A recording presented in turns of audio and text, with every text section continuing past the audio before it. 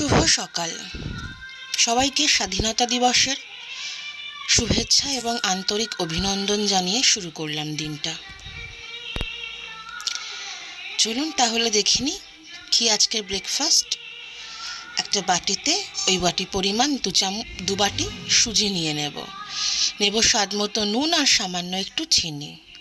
যে বাটিতে সুজি নিয়েছি তার এক বাটি দই নিয়ে ভালো করে দইয়ের সাথে মিলিয়ে নিয়ে সেই বাটিরই হাফ বাটি জল দিয়ে ভালো করে মিশিয়ে নিয়ে এরকম একটা থকথকে ব্যাটার তৈরি করে রেখে দেবো রেস্টে।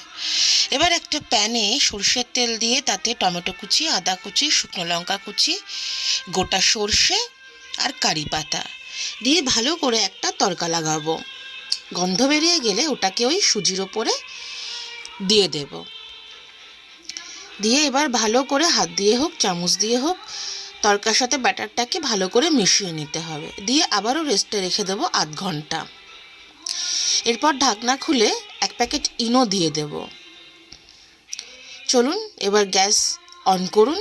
আমার কাছে এরকম ইডলি প্যান ছিল, আমি তাতেই নিয়েছি। হালকা একটু তেল ব্রাশ করে নেবেন। প্রত্যেকটাতে 1 চামচ করে দেব। Gas low flame, 5 minute Dhaka.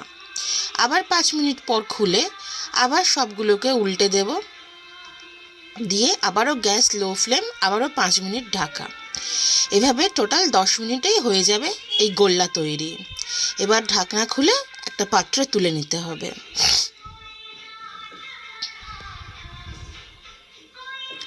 এবার আবারও বেশ সামান্য কিছুটা তেল দিয়ে 1 চামচ করে এই ব্যাটার দিয়ে দেব। আবারও এপিট ওপিট টোটাল 5 মিনিট, 10 মিনিটে তৈরি আমাদের এই গোল্লা। চলুন এটা তো তৈরি হয়ে গেল। খাবো কি দিয়ে? শুধু কি দিয়ে খাবো দেখা যাক। এবার নেব আমরা যে ভাজা বাদাম খাই সেই বাদাম 4 প্যাকেট, তেঁতুল আপনারা যেরকম টক খাবেন, ধনেপাতা, বিট নুন, টক দই, 1 টুকরো আদা আর 2টো শুকনো লঙ্কা। খুব ভালো করে মিক্সিতে পেস্ট করে নেব, এরকম একটা থিকনেস হবে। ব্যাস, তাহলেই এবার সার্ভ করে নিন সকাল সকাল আমাদের গোল্লা আর চাটনি। খাবারটা তো জানেন সবাই, নামটা কেমন লাগলো জানাবেন। চললাম আজ।